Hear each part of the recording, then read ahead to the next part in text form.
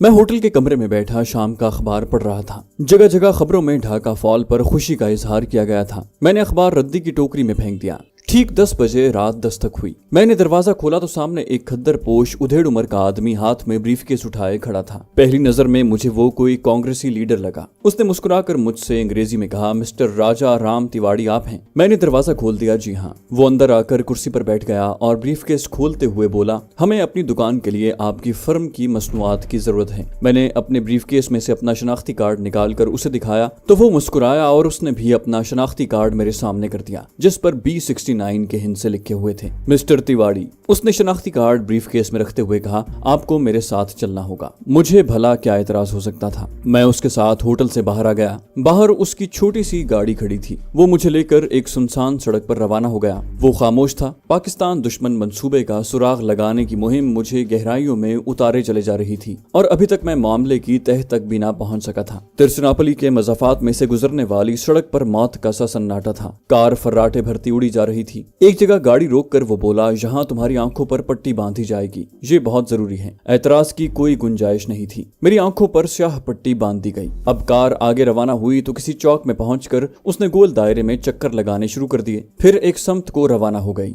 ये इसलिए किया गया था कि मैं आसानी से रास्ता तलाश न कर सकूं। अब मुझे कुछ मालूम नहीं था कि कार किस समत जा रही है। फिर मुझे ऐसा लगा जैसे कार किसी सुरंग में दाखिल हो गई है। इंजन की आवाज गूंजने लगी थी। मैं खामोश बैठा रहा। इस सुरंग में कोई 5 मिनट चलने के बाद गाड़ी एक जगह घूम कर रुक गई। फिर वो शख्स मेरा हाथ थाम कर एक जगह सीढ़ियां उतरने लगा। यहाँ एक दरवाजा खुलने और बंद होने की आवाज आई। मेरे साथी ने कहा, अब पट्टी की जरूरत नहीं है। मैंने पट्टी हटाकर देखा कि मेरे गाइड एजेंट ने चेहरे पर एक ऐसा स्याह नकाब पहन रखा था कि उसकी सिर्फ आंखें ही नजर आ रही थी। बाकी सारा चेहरा उस स्याह नकाब में छुप गया था। एक ऐसा ही नकाब उसने मेरे चेहरे पर भी डाल दिया था। हम एक तंग राहदारी में चलने के बाद एक गोल कमरे में पहुंच गए। जहाँ वस्त में एक मेज थी। दीवार के साथ 4 कुर्सियां थी। एक गोल कुर्सी मेज के पीछे भी थी। मेरा साथी मुझे उस कमरे में छोड़कर चला गया। मैंने कमरे का जायजा लिया। दीवार में छत के करीब एक चौखटा लगा हुआ था। उसमें से ताजा और ठंडी हवा अंदर आ रही थी। माहन दरवाजा खुला और एक भारी भरकम आदमी दाखिल हुआ। उसके हाथ में ब्रीफकेस था। उसने फौजी वर्दी पहन रखी थी, मगर कांधे पर ओहदे का निशान नहीं था। उसका चेहरा भी निकाब में छुपा हुआ था। सर के बाल सफेद हो रहे थे। वो मेज के पीछे वाली गोल कुर्सी पर बैठ गया। ब्रीफकेस खोलकर एक फाइल निकाली और दीवार पर लगी मरकरी लाइट में उसका मुताला करने लगा। फिर मेरी तरफ देखे बगैर अंग्रेजी जबान में बोला, कर्नल नारूमनी, मेरे पास तुम्हारा फुल रिकॉर्ड मौजूद है। मेरी तो जान हवा हो गई। वो बोला, तुम्हें इस अहम तरीन मिशन के लिए खास तौर पर इसलिए चुना गया है कि तुम इंडियन आर्मी में रहकर 4 साल की कमांडो ट्रेनिंग हासिल कर चुके हो। तुम्हें मुक्ति बाहिनी के भेस में ढाका भेजा गया, जहां तुम्हारा रिकॉर्ड बड़ा शानदार रहा। तुमने मशरकी पाकिस्तान में मुसलमान बंगालियों के दिल में मुसलमान पंजाबियों के खिलाफ जिस कामयाबी से नफरत के बीज बोए और तखरीबी तहरीक चलाई, वो भी इस मिशन के लिए तुम्हारे इंतखाब की वजह बनी है। अब तुम्हें इसी किस्म का मगर इससे भी ज्यादा अहम और नाजुक मिशन सौंपा जा रहा है। तुम इस सिलसिले में कलीदी रोल अदा करने वाले हो। तुम जालिंधर के हिंदू होते हुए भी हिंदी और संस्कृत के अलावा उर्दू, फारसी और इस्लामी उलूम में भी महारत रखते हो। ये बात भी तुम्हारे हक में जाती है। तुम्हारा असली नाम सिवाय मेरे और हमारे इंटेलिजेंस बॉस के और किसी को मालूम नहीं, लेकिन हम तुम्हें कर्नल नारूमनी के नाम से ही याद किया करेंगे। तुम इस वक्त जिस जेर जमीन मकाम पर हो, इसे तुम पाकिस्तान पर आखिरी और कारी ज़र्ब लगाने वाला कारखाना कह सकते हो। यहाँ जौहरी तवानाई हासिल करने के बाद हुकूमत की जेर सरपरस्ती हाइड्रोजन बम पर इब्तिदाई रिसर्च हो रही है। लेकिन इस वक्त जहाँ भारत के लायक तरीन साइंसदानों की निगरानी में हम ऐसी इनकलाब अंगेज गोलियां तैयार करने में कामयाब हो गए हैं जो किसी इंसान को खिला दी जाए तो उसके ख्यालात उसके दिली अकायद के बिल्कुल उलट हो जाते हैं। इस गोली का असर खुसूसियत के साथ इंसान के तहत शऊर में रहने वाली सियासी नजरियात पर होता है। इस खतरनाक दवा का तजुर्बा हम मशरकी पाकिस्तान में कर चुके हैं। सारी दुनिया को मालूम है कि मशरकी पाकिस्तान में मुसलमान बंगाली लीडर भी नजरिया पाकिस्तान के दुश्मन बन गए थे। ये हमारी इन्हीं गोलियों का असर था, लेकिन हमारे पास इसकी मिकदार बहुत कम है, इसलिए हमने इन गोलियों को बड़े बड़े लीडरों पर ही इस्तेमाल किया है। हमारे जासूस मगरबी पाकिस्तान में मौजूद हैं। मगरबी पाकिस्तान में जितने लीडर मुसलमान होते हुए भी इस इस्लामी मुमलिकत की मुखालिफत कर रहे हैं और उसे तोड़ना चाहते हैं, उन्हें हमारे जासूस ये गोलियां खिला चुके हैं। इन गोलियों की तैयारी पर कसीर सरमाया और तवील अरसा लगता है। चुनाचे हम इसे कहीं कहीं इस्तेमाल करते हैं और इस वक्त हमारा टारगेट ये है कि मगरबी पाकिस्तान में वसी पैमाने पर सूबों के दरमियान मुनाफरत फैलाई जाए, खास तौर पर सिंध, सूबा सरहद और बलूचिस्तान के लोगों को पाकिस्तान के खिलाफ ज्यादा से ज्यादा भड़काया जाए। फौजी एजेंट की बातों ने मेरी आंखें खोल दी। मैं सोच भी नहीं सकता था कि ये लोग पाकिस्तान को खत्म करने के लिए इतनी खतरनाक तरीन और घिनौनी साजिश में मसरूफ हैं। फौजी एजेंट सिगार सुलगाकर कुर्सी से उठा और कमरे में टहलने लगा। मैं खामोश सर झुकाए बैठा था। वो अपनी कुर्सी के पास आकर रुक गया और मेरी तरफ देखकर बोला, तुम्हें हर किस्म की सहूलत दी जाएगी, पूरी ब्रीफिंग दी जाएगी। तुम्हें पाकिस्तान में मौजूद उस भारतीय एजेंट का खुफिया एड्रेस भी दे दिया जाएगा जिससे तुम्हारी मुलाकात जरूरी समझी जाएगी। मैंने जरा खांस कर अपनी जबान खोली। सर, हम पाकिस्तान के बरसरे इक्तदार लोगों को ये गोलियां क्यों नहीं खिला देते? नकाबपोश फौजी एजेंट एक पल के लिए मुझे खामोश नजरों से देखता रहा, फिर बोला, मुझे तुमसे इस किस्म के सवाल की तवक्को नहीं थी। क्या तुम इतना भी नहीं समझ सकते कि पाकिस्तान के किसी आला सरकारी अफसर को गोली खिलाने से कोई फायदा नहीं होगा, बल्कि हमारी बेशकीमत गोली जाया हो जाएगी। गोली खाने के बाद जब उसके सियासी नजरियात उल्टे हो जाएंगे और वो अपने मुल्क के खिलाफ बातें करने लगेगा या कोई कार्रवाई करेगा तो उसे फौरन उस ओहदे से हटाकर नजरबंद कर दिया जाएगा। इसके बरक्स हिज़्ब मुखालिफ के सियासी लीडरों पर यह नुस्खा कामयाब रहेगा, क्योंकि जब हिज़्ब मुखालिफ का कोई लीडर हुकूमत या मुल्क के खिलाफ कोई बात करता है तो लोग उसकी बातों पर ध्यान देते हैं। हुकूमत जब उन्हें जेल में डालती है तो लोग उसके खिलाफ रद्द अमल का इजहार करते हैं। मुल्क में शोरिशें होती हैं, हुकूमत के खिलाफ एक फजा बनने लगती है और ये बात हमारे हक में जाती है। हम तुम्हें चंद गोलियां साथ ले जाने के लिए जरूर देंगे जो तुम पाकिस्तान के कुछ ऐसे सियासी लीडरों को खिला दोगे जिन पर पहली गोली का असर कुछ जायल हो रहा है और वो किसी वक्त पाकिस्तान के हक में बयान देने लगते हैं। बहरहाल तुम्हें अभी कुछ देर तिरचिनापली में ही रुकना पड़ेगा, क्योंकि इन काया पलट बेशकीमत गोलियों की तीसरी खेप तैयार करने में हमें वक्त लगेगा। मैंने अब कोई सवाल न किया। मुझ पर अचानक पाकिस्तान के खिलाफ एक ऐसे मुहय्यरुल उकूल और सरीउल असर लेकिन नापाक मंसूबे का इंकशाफ हुआ था कि मैं गुंग सा होकर रह गया था। फौजी एजेंट बैठ गया। उसने फाइल बंद करके ब्रीफकेस में रखी, सिगार एस्ट्रे में मसल दिया और बोला, तुम कृष्णा होटल में राजा राम तिवाड़ी के नाम से ही रहोगे, लेकिन दिन में किसी वक्त मार्केट में जाकर अपनी जाली प्लास्टिक मसनूआत की फर्म के लिए ऑर्डर लेने की भी कोशिश किया करोगे ताकि किसी को तुम पर शक न हो, क्योंकि यहाँ CIA के एजेंट भी हमारे खिलाफ काम कर रहे हैं। तुम्हारे खर्चे के लिए रकम तुम्हें कल रात तुम्हारे कमरे में पहुंचा दी जाएगी। उसने मेज पर अपने दोनों हाथ रखे और मेरी तरफ देखते हुए बोला, कर्नल नारूमनी, हमने इस नई हैरत अंगेज साइंसी इजाद यानी काया पलट गोलियों का नाम V2 रखा है। जैसा कि तुम जानते हो, V2 दूसरी जंग अजीम में जर्मनों का वो रॉकेट था जिसने लंदन शहर की ईंट से ईंट बजा दी थी। हम इस हथियार की मदद से वही सुलूक पाकिस्तान के साथ करना चाहते हैं। मैंने यूं ही कह दिया, सर, क्या इस गोली का कोई तोड़ भी हमने दरियाफ्त किया है या नहीं? वो पत्थर के बुत की तरह मुझे देखने लगा। नकाब के पीछे उसकी नस्वारी आंखें लोमड़ी की आंखों की तरह चमक रही थी। कहने लगा, हाँ, इसका एक तोड़ भी है, लेकिन तुम्हें इस तोड़ से कोई दिलचस्पी नहीं होनी चाहिए।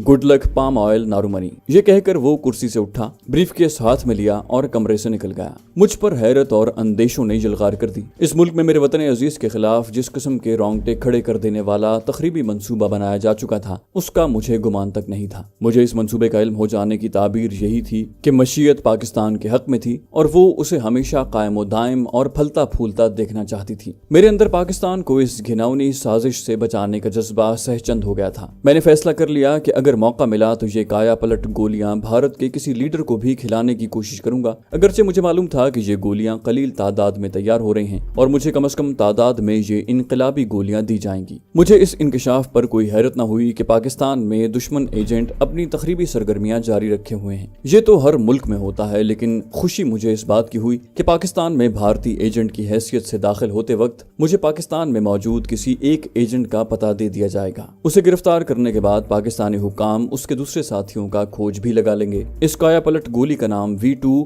उस भालू नुमा इंटेलिजेंस ऑफिसर ने खूब रखा था, लेकिन वो नहीं जानता था कि मैं इस V2 का रुख उसके अपने मुल्क भारत की तरफ करने का इरादा रखता हूँ। दफतन मुझे अपने पीछे कदमों की चाप सुनाई दी। पलट कर देखा तो मेरा निकाब पोश गाइड खड़ा था। मिस्टर राजा राम तिवाड़ी, तुम्हारी वापसी का वक्त हो गया है। मैं खामोशी से उठा और राहदारी में से गुजरता उस कमरे में आ गया जहाँ मुझे नकाब पहनाया गया था। जहाँ मेरा नकाब उतार कर मेरी आंखों पर दोबारा पट्टी बांध दी गई और हम जेर जमीन राहदारियों में से गुजरते सुरंग में उस जगह आ गए जहां मेरे गाइड की कार खड़ी थी। कार रवाना हो गई। कुछ देर बाद कार रुक गई और जब मेरी आंखों से पट्टी उतार दी गई तो मैं उसी सड़क के किनारे मौजूद था जहां पहली बार पट्टी बांधी गई थी। मैंने दरख्तों को देखकर कोई निशानी याद रखने की कोशिश की, मगर रात के अंधेरे में मुझे दिक्कत पेश आ रही थी। फिर सारे नारियल के दरख्त थे और एक ही जैसे थे। सड़क कच्ची और फिर यहाँ मेरी आंखों पर से पट्टी खोलने से पहले कार को 6-7 बार घुमाया गया था। ये अंदाजा नहीं हो रहा था कि मैं सड़क पर किस तरफ से आया था। कार तेजी से मेरे होटल की तरफ उड़ी जा रही थी। अपने कमरे में पहुंचकर मैंने कपड़े बदले और लेट गया। सोचने लगा कि भारत एटम बम के बाद अब हाइड्रोजन बम भी बना रहा है और ये सारी तैयारियां पाकिस्तान को खत्म करने के लिए की जा रही हैं। मुझे भारत के इस जौहरी और कातिल मंसूबे को भी नाकाम बनाना था। ये मेरा एक अलग कमांडो मिशन था जिस पर मैं पहली फुर्सत में अमल पैरा होना चाहता था, लेकिन फिलहाल मुझे V2 से निपटना था और भारतीय मिलिट्री इंटेलिजेंस की मदद से पाकिस्तान में तखरीबकारी में मसरूफ भारतीय एजेंटों को इस तरीके से गिरफ्तार करवाना था कि मुझ पर जरा सा भी इल्जाम ना आ सके और सारी कार्रवाई महज एक इत्तेफाक ही लगे। अगले रोज फौजी एजेंट की फरमाइश के मुताबिक मैं ब्रीफकेस में प्लास्टिक की मसनूआत डालकर मार्केट की तरफ निकल गया। एक दुकानदार से ऑर्डर भी ले लिया। फिर एक रेस्टोरेंट में बैठकर कॉफी पीते हुए तिरुचिरापल्ली के लोगों को आते जाते देखने लगा। मैं उस जेर जमीन फैक्ट्री को धमाके से उड़ाना चाहता था जहां V2 नाम की नजरियात पलट गोलियां तैयार होती थीं, लेकिन मुझे मालूम नहीं था कि वो फैक्ट्री किस मकाम पर है और वहां तक कौन सा रास्ता जाता है। दोपहर का खाना मैंने बाहर ही खाया। उसके बाद एक सिनेमा घर में तमिल फिल्म देखने घुस गया। बहुत बोर फिल्म थी, जबान भी समझ में नहीं आ रही थी, लेकिन रक्स बड़े क्लासिकल थे। शाम को होटल वापस आकर थोड़ी देर आराम करने के लिए लेट गया। रात देर तक जागता रहा, इसलिए जल्द ही नींद आ गई। उठा तो रात के 9 बज रहे थे। खाना हस्बे मामूल कमरे में ही मंगवा कर खाया। कॉफी की चुस्कियां ले रहा था कि दरवाजे पर दस्तक हुई। बाहर वही खद्दर पोश गाइड खड़ा मुस्कुरा रहा था। मेरी तरफ लिफाफा बढ़ाकर बोला, आपकी डाक है। लिफाफा देकर वो वापस चला गया। उस लिफाफे में इंडियन करेंसी के 5000 रुपए थे। कुछ रकम मेरे पास पहले मौजूद थी। मैंने सारे नोट अपने बटवे में रख लिए। 11 बजे रात तक एक अंग्रेजी नॉवल पढ़ता रहा जो मैंने मार्केट से खरीदा था। फिर सो गया। सुबह उठा तो दिन काफी निकल आया था। खिड़की में से धूप अंदर आ रही थी। गुस्ल वगैरह से फारिग होने के बाद मैंने कपड़े बदले और नाश्ता कमरे में ही मंगवा लिया। जब मैं ब्रीफकेस हाथ में लिए होटल से बाहर आया तो 10 बज रहे थे। मैंने टैक्सी ली और तिरुचिरापल्ली के इलाके की एक शानदार मार्केट में पहुंच गया। यहाँ भी चल फिर कर एक दो दुकानदारों से अपनी नकली फर्म के लिए कुछ ऑर्डर लिए और फिर एक रेस्टोरेंट में बैठकर कॉफी पीने लगा। तिरुचिरापल्ली के रेस्टोरेंट और उनकी फजा मुझे बहुत पसंद आई थी। इन रेस्टोरेंटों में ऊद और अगरबत्तियों की खुशबू हर वक्त रची बसी रहती। यहाँ सफेद संगी मेजों पर केले के पत्ते बिछाकर खाना दिया जाता था। स्पीकर पर धीमी आवाज में तमिल फिल्मों के रिकॉर्ड बजते रहते। दिन के 11:15 बजे मौसम कुछ गर्म हो गया। सड़क पर नारियल और ताड़ के दुबले पतले छरीरे दरख्तों की छतरियां हवा में लहरा रही थी। फुटपाथ पर पैदल चलते चलते मैं शहर के निस्बतन गैर आबाद इलाके की तरफ निकल गया। मैंने महसूस किया कि एक आदमी मेरा पीछा कर रहा है। उस आदमी को मैंने पहली बार रेस्टोरेंट में दाखिल होने से पहले देखा था। वो फुटपाथ पर बिजली के खंबे के पास खड़ा था। उस तरफ निगाह उठी तो मुझे अपनी तरफ घूरता महसूस हुआ। उसने पतलून कमीज पहन रखी थी। तोंद थोड़ी सी निकली हुई थी। रंग जरा साफ था और लग रहा था कि यह आदमी पंजाब का रहने वाला है। मैंने कोई ख्याल न किया, लेकिन जब रेस्टोरेंट से बाहर निकलकर फुटपाथ पर चलने लगा तो देखा कि वो आदमी कुछ फासले से मेरे पीछे चला रहा है। मेरा माथा ठनका। मैं भारत के पंजाब में बड़ी तबाहकुन तखरीबी कार्रवाई करके भागा था। एक बार पकड़ा भी गया लेकिन फरार हो गया था। यूं भारतीय इंटेलिजेंस के 2-3 आदमी मेरी शक्ल से वाकिफ जरूर हो गए थे। मुझे ख्याल आया कि मुमकिन है भारतीय पंजाब या दिल्ली से कोई भारतीय CID का आदमी मेरी तलाश में तिरुचिरापल्ली आ गया हो। मैं मोहतात हो गया। अगरचे मेरे पास शनाख्ती कार्ड पर B69 का एक तिलिस्मी नंबर लिखा हुआ था जो मुझे भारतीय मिलिट्री इंटेलिजेंस का खास आदमी साबित करते हुए मुझे बचा सकता था, लेकिन मेडिकल चेकअप 1 सेकंड में मुझे मुसलमान साबित कर सकता था। मैं बज़ाहिर बड़ी बेनियाजी से चल रहा था, लेकिन हकीकत में बेहद मोहतात था। मुझे बाएं जानिब एक मंदिर नजर आया। ये एक पुराना मंदिर था जिसकी सीढ़ियों पर एक पुजारी तख्त पर बैठा माला का जाप कर रहा था। औरतें और मर्द पूजा करने जा रहे थे। मैं भी उनके साथ मंदिर में दाखिल हो गया। जनूबी हिंद के मंदिर बड़े पुरस्कार, घुटे घुटे और तंग और तारीख होते हैं। विष्णु भगवान की मूर्ति के आगे दिए जल रहे थे। घंटियां बज रही थीं। पुजारी वेदों के मंत्र पढ़ रहा था। मैं भी एक जगह दीवार के साथ लगकर खड़ा हो गया। मेरा ख्याल था कि जो आदमी मेरा पीछा कर रहा था वो मंदिर में जरूर आएगा मगर वो अंदर नहीं आया। मैंने 15 मिनट इंतजार किया। फिर जब बाहर निकलने लगा तो अचानक उसी लड़की पर नजर पड़ी जिसे मैंने पहली बार चिल्ड्रन पार्क में और उसके बाद मार्केट में देखा था और जो मेरी तरफ देखकर मुस्कुराई थी। ये लड़की माथे पर तिलक लगाए, बाल कांधों पर खुले छोड़े, हाथ में पूजा के फूल लिए विष्णु भगवान की पूजा करने मंदिर की सीढ़ियां चढ़ रही थी। उसकी नजर मुझ पर पड़ी तो जरा ठिठक सी गई, फिर खामोशी से मेरे करीब से गुजरकर मूर्ति के स्थान के पास खड़ी हो गई और दिए की जोत जगाकर पूजा करने लगी। मैंने इस मौके को गनीमत जाना और जल्दी से वापस आकर मूर्ति के सामने वाली दीवार के साथ लगकर खड़ा हो गया। जब ये लड़की पूजा करने के बाद वापस जाने लगी तो मैं सोचे समझे मंसूबे के तहत दीवार से हटकर उसकी तरफ बढ़ा और ऐसी अदाकारी की जैसे किसी पत्थर से ठोकर खाकर गिरा हूं। लड़की ने बेचैन सा होकर मेरी तरफ देखा और अपनी जबान में कुछ कहा। मैंने मुस्कुराकर अंग्रेजी में कहा, मैं तुम्हारी जबान नहीं समझता, शुक्रिया। उसने अंग्रेजी में पूछा कि मुझे चोट तो नहीं आई। यही जुमला मैं उसके मुंह से निकलवाना चाहता था। मैंने निहायत चर्ब जबानी से काम लेते हुए मौसम और तिरुचिरापल्ली शहर की लड़कियों के हुस्न की बातें शुरू कर दी। वो ज़ेरे लब मुस्कुराती रही। सीढ़ियां उतरकर वो एक तरफ दरख्तों के बीच वाली पगडंडी पर चल पड़ी। मैंने अपनी औकाब जैसी नजरों से इर्द गिर्द का जायजा लिया। मेरा दिल जरा सा धड़क उठा। वो कमबख्त अजनबी एक दरख्त के पास खड़ा था और मुझे मंदिर से निकलते देखकर मेरे पीछे पीछे चलने लगा था। अब ये बात साबित हो गई थी कि वो CID का आदमी है और उसे किसी न किसी वजह से मुझ पर शक हो गया है। मैं मजीद इन्हिमाक से लड़की से बातें करने लगा। लड़की मेरी गर्मजोशी पर हैरान और कुछ परेशान भी हो रही थी। मैंने उसे बताया कि मेरा नाम राजा राम तिवाड़ी है और पंजाब में प्लास्टिक की एक फर्म का एजेंट हूँ। लड़की ने कोई जवाब न दिया। वो एक तरफ घूम गई। आगे सड़क थी जहाँ एक छोटी गाड़ी उसका इंतजार कर रही थी। लड़की ने रुककर मेरी तरफ देखा और अंग्रेजी में कहा, मेरा नाम मालिनी अय्यर है। मैंने उसे अपने होटल कृष्णा का नाम बताया ही था कि लड़की तेजी से अपनी गाड़ी की तरफ मुड़ गई जहाँ एक दुबला पतला काला ड्राइवर पहले से दरवाजा खोले खड़ा था। वो गाड़ी में बैठकर चली गई और मैं हाथ हिला हिलाकर उसे अलविदा करने लगा। गर्दन खुजाने के बहाने पीछे देखा तो CID का आदमी कुछ फासले पर खड़ा सिगरेट पी रहा था। मैं सड़क पर जाने की बजाय दरख्तों के बीच से होकर एक तरफ चलने लगा। मैं उस इलाके से बिल्कुल वाकिफ नहीं था। वो आदमी बराबर मेरा ताक़ुब कर रहा था। ख्याल आया कि क्यों ना इसको अपना तिलिस्मी नंबर बता दूं, लेकिन फिर कुछ सोचकर मैंने भागने का फैसला कर लिया। बाएं जानिब किसी स्कूल की दीवार दरख्तों के साथ साथ जा रही थी। दीवार कद्दे आदम थी मगर मेरे लिए उसे फांदना मुश्किल नहीं था। दीवार के करीब जाकर मैंने उछलकर दीवार की मुंडेर पकड़ी और दूसरी तरफ कूद गया। पीछे तेज तेज कदमों की आवाज आने लगी। ये आवाज उसी भारतीय CID वाले के कदमों की थी। जाहिर है वो मुझे दीवार फांदते देखकर मेरे पीछे भागा था। मैं स्कूल की दीवार की दूसरी तरफ गिरा। ये स्कूल के नौकरों के क्वार्टरों का पिछवाड़ा था और जहाँ दुनिया जहान का झाड़ झनकार उगा हुआ था। एक कुत्ता मुझे देखकर भौंका। 2-4 मुर्गियां कड़कड़ाती हुई इधर उधर भाग गईं। किसी क्वार्टर में से आदमी की आवाज आई और कुत्ता खामोश हो गया। मैं दीवार के साथ साथ दौड़ने लगा। क्वार्टरों से निकलकर तरकारियों की एक छोटी सी खेती को रौंदता हुआ मैं स्कूल के बरामदे में से होकर एक कमरे में घुस गया जहाँ एक काली कलोटी उस्तानी बच्चों को पढ़ा रही थी। वो मुझे देखकर डर गई। उसने शोर मचा दिया। मैं कमरे के दूसरे दरवाजे से भागकर जुनूबी बरामदे में आ गया। मेरा ब्रीफकेस मुझे परेशान कर रहा था। मुझे अपने पीछे तेज तेज कदमों की आवाज सुनाई दी। इंडियन CID का आदमी मेरे पीछे भागता चला रहा था। मैं स्कूल के अकबी गेट की तरफ दौड़ा। मेरी नजर एक साइकिल पर पड़ी जो गेट की दीवार के साथ खड़ा था। लपक कर मैं साइकिल पर सवार हुआ और बेतहाशा पांव मारता स्कूल के अहाते से सड़क पर निकलकर एक तरफ रवाना हो गया। देखते देखते मैं 2-3 बाजारों में से गुजर गया। ब्रीफकेस बाएं हाथ में थामने की वजह से साइकिल का हैंडल गैर मुतवाजन होता जा रहा था। फिर भी मैं उसे उड़ाए लिए जा रहा था। मैं इन बाजारों से नावाकिफ था। कुछ पता नहीं था कि मैं किधर जा रहा हूँ। अब मुझे साइकिल छोड़ देना चाहिए था क्योंकि हो सकता था कि ताकुब करने वाला किसी रिक्शा या टैक्सी पर मेरा पीछा करने लगा हो। एक जगह सड़क बाएं जानिब घूमी तो मैंने एक टैक्सी देखी जिसमें से सवारियां उतर चुकी थी और एक आदमी टैक्सी वाले को किराया अदा कर रहा था। मैं तेजी से टैक्सी की तरफ गया। साइकिल एक छकड़े के साथ लगाई और जल्दी से दरवाजा खोलकर टैक्सी में बैठ गया। रेलवे स्टेशन चलो, मैंने अंग्रेजी में कहा। टैक्सी ड्राइवर पैसे बटवे में रख रहा था। मैंने जेब से 50 रुपए का नोट निकालकर उसकी तरफ बढ़ाया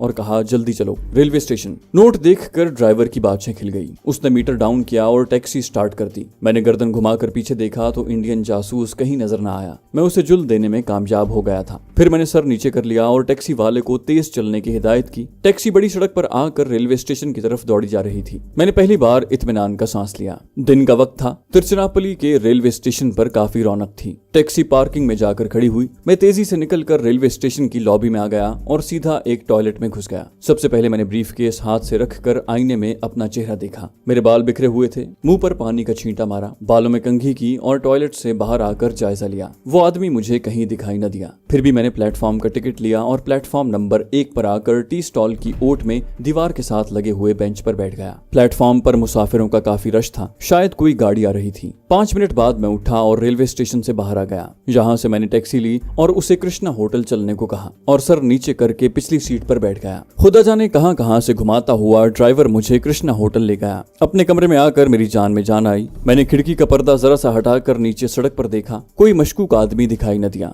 मैं पलंग पर लेट गया और आंखें बंद करके सोचने लगा कि मुमकिन है मुझे तिरुचिरापल्ली शहर में अभी 1 महीना मजीद ठहरना पड़े। सारा दिन होटल में पड़े रहने से मैं होटल वालों की नजरों में आ सकता था। उन दिनों ढाका फॉल के बाद सारे हिंदुस्तान में ये अफवाहें आम थी कि मशरकी पाकिस्तान से कई पाकिस्तानी जासूस हिंदुस्तान में दाखिल हो गए हैं। कुछ समझ में नहीं आ रहा था कि मुझे क्या करना चाहिए। मैं उस शहर को छोड़ भी नहीं सकता था। पाम ऑयल नारोमनी मिशन के एजेंट मुझे किसी भी वक्त तलब कर सकते थे। मैंने वक्ती तौर पर इन परेशान कुन ख्यालात को जहन से निकाल दिया और खाना कमरे में भिजवाने के लिए सर्विस वालों को फोन कर दिया और खुद अखबार पढ़ने लगा। 20 मिनट बाद दरवाजे की घंटी बजी तो मैं चौंक पड़ा। उठकर चाबी के सुराख में से बाहर देखा, होटल का बैरा खाने का तश्त लिए खड़ा था। मैंने आहिस्ता से दरवाजे का एक पट खोल दिया। बैरा कमरे में आकर खाना लगाने लगा। यहाँ होटल के मुलाजिमों को यही पता था कि मेरा नाम राजा राम तिवाड़ी है। मैं जालंधर का रहने वाला हूँ और अपनी फर्म के लिए ऑर्डर बुक करवाने तिरुचिरापल्ली आया हूँ। चुनाचे ये सब लोग मुझसे अंग्रेजी या टूटी फूटी हिंदुस्तानी जबान में बातें करते।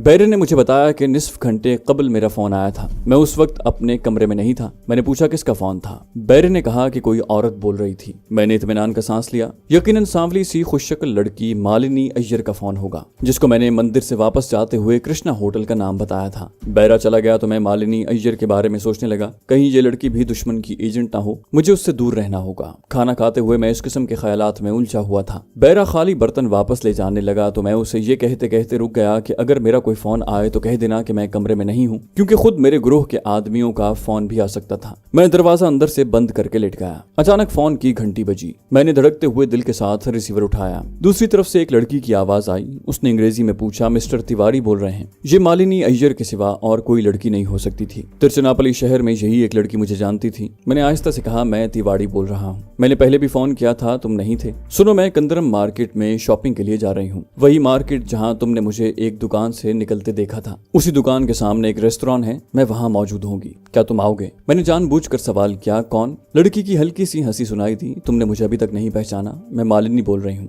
मालिनी अय्यर। मैंने टेलीफोन करने और कॉफी की दावत का शुक्रिया अदा करते हुए माजरत की और कहा कि मैं आज शाम तक बेहद मसरूफ हूँ, कहीं नहीं जा सकता, फिर किसी रोज मिलूंगा। ये कहकर मैंने फोन बंद कर दिया, लेकिन घंटी एक बार फिर बज उठी। मालिनी मेरे एकदम फोन बंद कर देने से सख्त नाराज थी। तुमने मेरी तौहीन की है, अब मैं तुमसे कभी बात नहीं करूंगी। और उसने फोन बंद कर दिया। चलो ये भी अच्छा हुआ, जान छूटी, मैंने सोचा। लेकिन ये ख्याल अब दिल को परेशान करने लगा कि अगर ये लड़की एजेंट है तो उसे मेरे होटल और कमरे का पता चल गया है, वो मुझे पकड़वा सकती है। फिर ख्याल आया कि आखिर मैं भी इस वक्त इंडियन मिलिट्री इंटेलिजेंस के एक बहुत बड़े सुपर ग्रोह का आदमी हूँ और मेरे शनाख्ती कार्ड पर टॉप सीक्रेट B69 भी लिखा हुआ है। ये लोग मेरा कुछ नहीं बिगाड़ सकते। लेकिन वही मेडिकल चेकअप वाली बात बार बार मुझे परेशान कर देती, क्योंकि इंडियन मिलिट्री इंटेलिजेंस ने जिस आदमी को पाकिस्तान दुश्मन मिशन के लिए चुना था और जिसको मैंने कत्ल करके ये भेस बदला था, वो भी एक पंजाबी हिंदू था। इन हक़ाइक़ के पेश नजर जरूरी था कि मैं ये होटल तब्दील कर दूं। अब सवाल ये था कि अपने गैंग के आदमियों को इतला दिए बगैर मैं होटल नहीं बदल सकता था, और उनमें से अभी तक ना तो किसी का फोन आया था और ना ही वो खद्दर पोश एजेंट मिलने आया था। आखिर मैंने यही फैसला किया कि जो होगा देखा जाएगा, मुझे इसी होटल में रहना होगा। मेरे पास कोई पिस्तौल या खंजर भी नहीं था। सोचा रात को बाजार में जाकर और कुछ नहीं तो एक चाकू ही खरीद लिया जाए। रात को खाना खाने के बाद टैक्सी लेकर एक मार्केट में चला गया और चाकू खरीद कर वापस होटल में आ गया।